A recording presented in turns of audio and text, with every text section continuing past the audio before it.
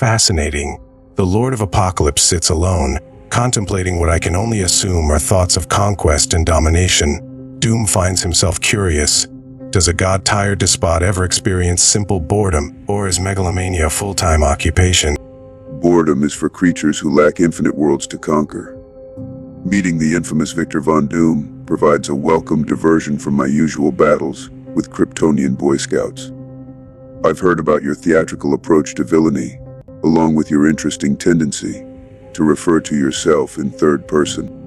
Doom compensates for nothing. Doom simply acknowledges that referring to oneself in third person emphasizes the separation between Victor Doom the man and Doom the institution.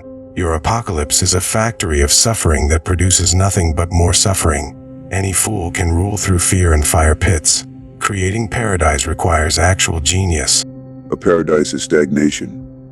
Apocalypse forges strength through struggle, creates warriors through adversity. Your paradise creates soft subjects who would crumble the moment you're not there to protect them. My people survive in the harshest conditions imaginable. Which civilization would endure longer without its ruler? Doom's people thrive because they have purpose beyond mere survival. They build, create, innovate under Doom's guidance. Your people cower in fire pits and worship your boot. When you achieve your precious anti-life equation, what then? A universe of broken slaves serves no purpose beyond feeding your ego. The anti-life equation is not slavery. It is perfect order. No more war, no more suffering, no more meaningless struggle. Every being united in purpose, directed toward absolute efficiency. Your Latveria shows glimpses of this potential, but you lack the vision to expand it beyond one small kingdom. I lack vision. I have conquered alternate realities, stolen the power of the Beyonder, ruled Earth itself multiple times. The difference is I improve what I conquer. Your conquest leaves only ash and misery. What is the point of ruling if you destroy everything worth ruling? Improvement is subjective. What you call destruction, I call refinement. Raw materials must be broken down before they can be reshaped into something useful. Your conquests always fail because you try to preserve the weakness that made conquest necessary in the first place.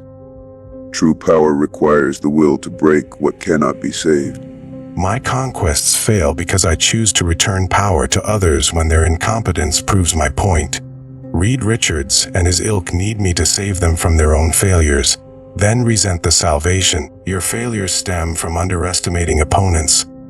How many times has Superman or the Justice League thwarted your grand designs? Superman represents the universe's stubborn refusal to accept inevitable order. Each defeat teaches me more about the nature of resistance, making the final victory more complete. Your relationship with Richards seems more personal than strategic. Does Victor Von Doom truly seek universal betterment, or merely the approval of those who rejected him? I seek neither approval nor rejection. I seek acknowledgement of truth. Richards embodies the arrogance of privileged mediocrity, believing good intentions excuse poor execution. Your obsession with Superman shows similar patterns. Consider someone like Lex Luthor, brilliant mind consumed by jealousy of alien perfection. Is your hatred of Superman so different from his? Luthor's hatred stems from personal inadequacy.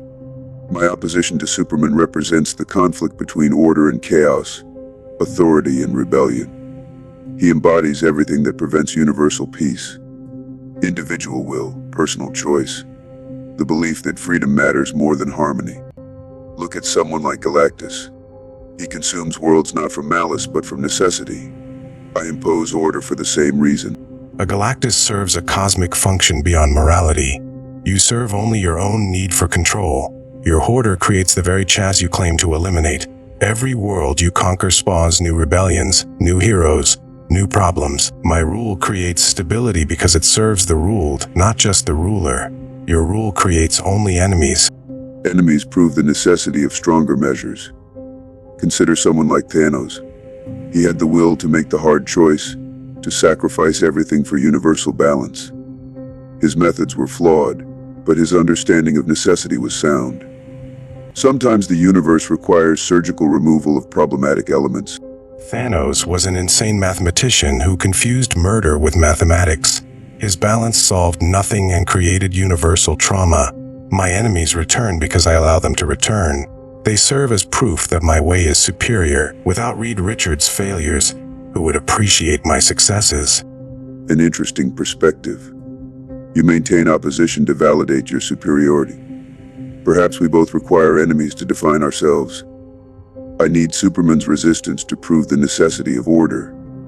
You need Richards' failures to demonstrate your competence. Neither of us truly wants to win completely. I win every day by ruling Latveria successfully, while Richards stumbles from crisis to crisis. Complete victory would be less satisfying than ongoing proof of superiority. Your eternal war with New Genesis serves similar purposes. The conflict itself becomes more important than the outcome. The conflict refines both sides, creates stronger warriors, better strategies. My war with Highfather has lasted eons, because neither side can achieve decisive victory without destroying what makes victory meaningful. Perhaps the struggle itself is the point, not the destination, but the journey toward perfect power. Perfect power exercised perfectly requires perfect opposition to test it against. A universe of slaves would provide no challenge, no growth, no proof of superiority. Even gods need something to measure themselves against.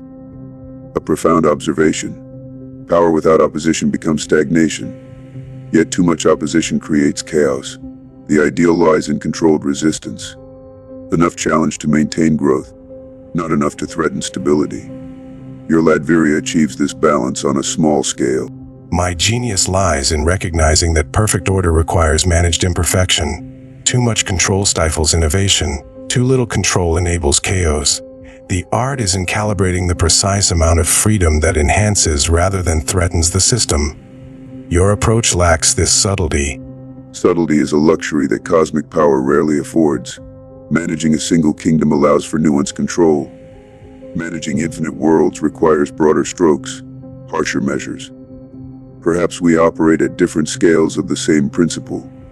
Order balanced against freedom, control balanced against growth. Different scales of the same ultimate goal. Perfect civilization under perfect guidance. Your methods are crude but ambitious. My meds are refined but limited. Neither approach is complete alone. The universe may require both the iron fist and the velvet glove. How deliciously ironic. Two gods debating the proper way to rule mortals, only to discover we're both playing the same game with different pieces. Perhaps when you tire of your small kingdom, Victor, we should discuss a partnership. The universe won't conquer itself.